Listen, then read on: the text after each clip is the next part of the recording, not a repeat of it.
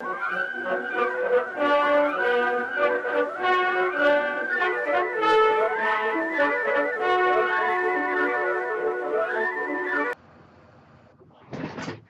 buongiorno, come stai? I was in Florence. How about that? I was in Florence, the home of Visconti, the past week because I had a conference there. And when in Florence, of course, you have to visit some pen stores. There are no less than 2 stores that sell Visconti products. I mean, that are actually affiliated with Visconti. And one of them is operated by this extremely kind gentleman. And I had an excellent time there. He bought me coffee. It was wonderful. And I had to buy a pen and some ink from him. Because that's just, I mean, I could not resist. So today I thought we were going to have a look at Visconti Blue. It's a blue that I like. I'm not a huge fan of blues, but this one is nice. It doesn't have that school blue color, which I hate, which is just sort of bleak, not really interesting blue that you get in cartridges that I used in school. This is a much darker, much more intense blue. Firenze di notte. And I just absolutely loved it. So this is going to go in Inkcyclopedia right now. I hope this is going to be useful, and whoops, I'll see you later. Arrivederci. Alright, so here we go with Visconti Blue.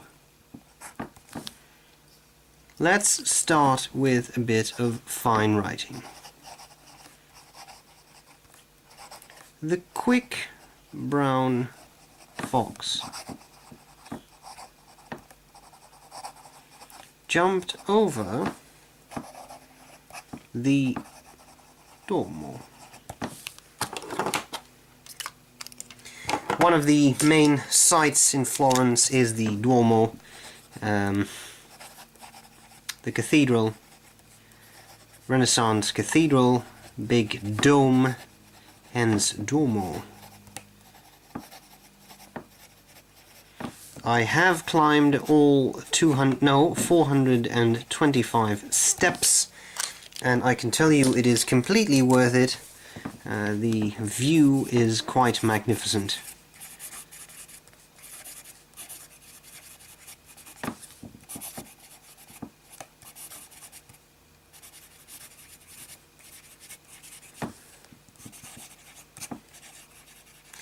I did not see any foxes jump over the dome, by the way, although that might well have happened at some point in history, you never know. Italic,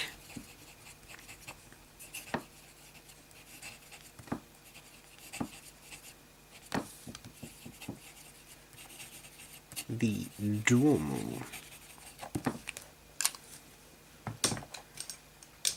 And then we have flex.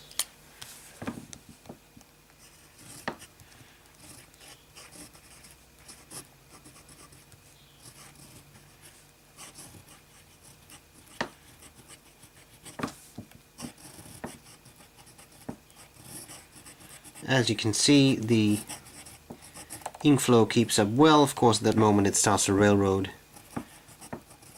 But we have seen more terrible performance recently, I would say.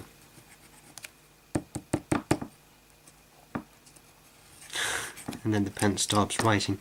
This timing is uncanny. Right. Then we have triple passes. 1, 2, 3.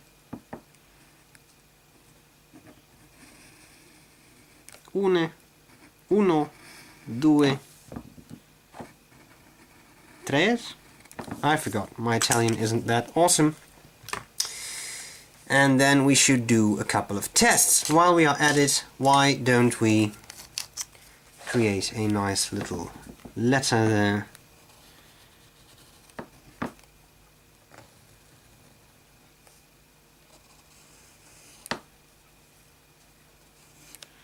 This is a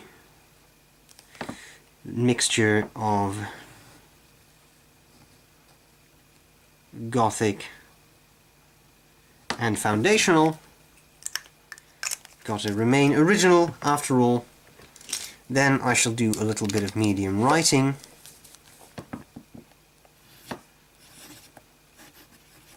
So that we can see how well the ink keeps up when it is sprayed with water. Then I think it is time for that moment you have all been waiting for, the tardive test.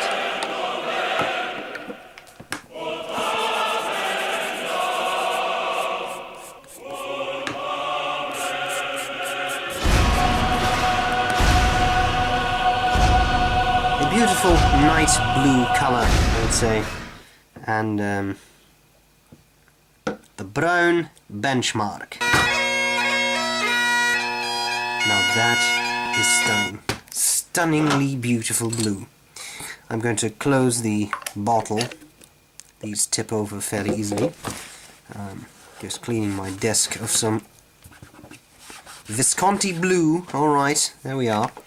I think we need to do a second pass. This looks relatively dry.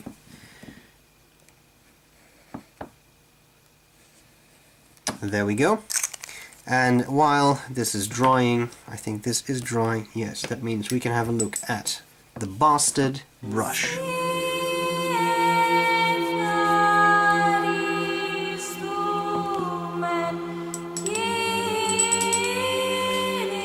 The large F there is not yet entirely dry, so I would like to interpret some tests. First of all, there is some shading going on in this blue. It is not extremely pronounced, but there is a little bit of it. I'm probably not going to give that a very high score, but at least there is something going on. It's just not extremely pronounced. What I really do love is the color, this dark, intense blue. A lot of blues I think are quite boring. This is a nice, intense color, which I definitely will be using quite a bit. You see the shading in the brown benchmark as well as in the tardive test, where it moves from, or shades I should say, from a lighter blue to a much darker blue. I really enjoy this color. This is rapidly moving highly up my list of favorite blues to use. Okay, now while that is still not entirely dry, I think we can do a third pass. There we go. And then I think we're just going to have to cheat a little bit and dry that up a bit. There is a very, very mild red sheen in the super wide, super broad writing, but it's not nearly as pronounced as in some of the Sailor inks, for example. Now let's have a look at the eyedropper of death.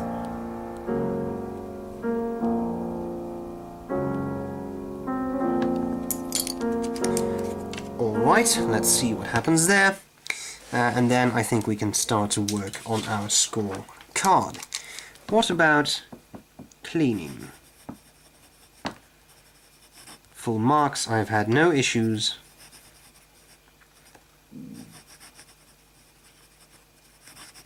Bleed through, we'll have to assess that later. The color is dark blue. Shading, well, there is definitely some difference, but I mean this is not what you usually do with an ink, I'm sure. I don't find it even pronounced enough to give it a mark of 2, so it has little shading. You really have to do excessive things to be able to see it, so for artists that might be a somewhat higher mark, but for me it's good. Flow I would say is excellent, no issues there. Feathering, we will have to assess that once we've seen the copier paper. We have a drying time that is somewhere in the middle. It's not extremely fast, nor is it extremely slow to dry. Waterproofness, that is something we will have to assess. Right, now I would say, let me grab a tissue here so that we can get rid of this water. Yes, you know, it's not terrible, but you can see that with the bastard brush it has eradicated pretty much all the writing. So I'm going to give this a 3. Then I think we should move to some Copier paper, which I happen to have right here, and we shall go through all the motions again. Let's start with some fine writing.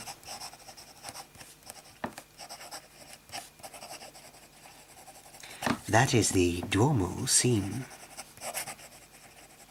from the Belvedere. Who can recognize the movie quote? Let's do that again. That is the Duomo scene from the Belvedere.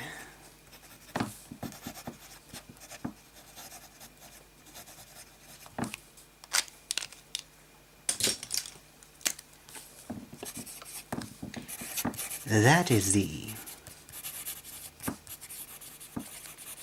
Duomo scene from the Belvedere. And finally, italic. That is the Duomo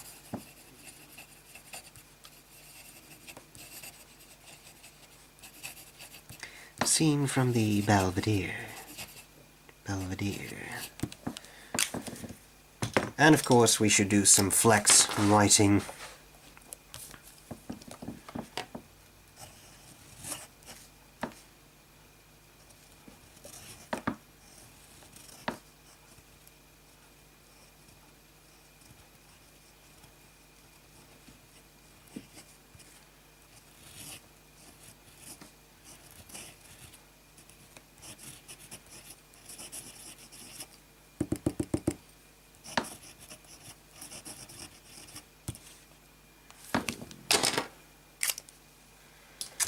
Alright. Then a bit of fat writing.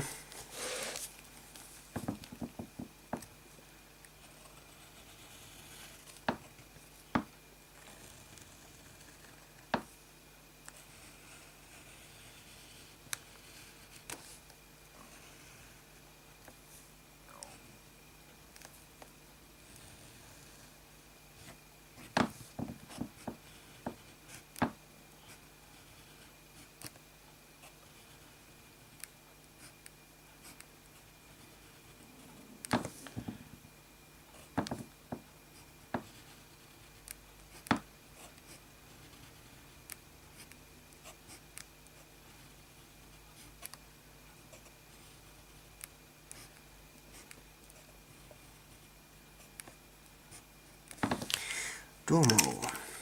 Alright, so what do we see? What we see is, as to feathering, nothing. Very minor. I think that's still very good. Italic, very good. And then huge feathering with the flex writing. Now you probably wouldn't do that on Copier paper a whole lot, and then we get some skips. This very fat writing, you definitely see feathering on the nice wet spots. But overall, I must say I'm quite pleased with the way this ink performs. As to bleed through, there is a little bit in the medium, then there is a lot in the broad, a little bit in italic, a very large amount in the flex writing, but this was excessive flex. And you see that in the very wet writing too. So expect some bleed through. On the Rhodia paper I saw no feathering, but oh, it's still wet, bloody hell. Bleed through, a little bit for the flex writing, and of course the excessive testing, but we can't really take that seriously. So I would say if we finish up our scorecard, that bleed through, well, it's not that great because it also bleeds through with a, well, you know, it's flex nib. It also bleeds through with the broad quite a bit. I'm going to give that a middle score. It's not terrible, but it's definitely not great. Feathering, same thing. Depends on the paper, of course, but yeah. Alright, How about a comparison, huh? Well, here we have that. I'm just going to make sure there's some ink in the feed there. Here we have that Visconti Blue.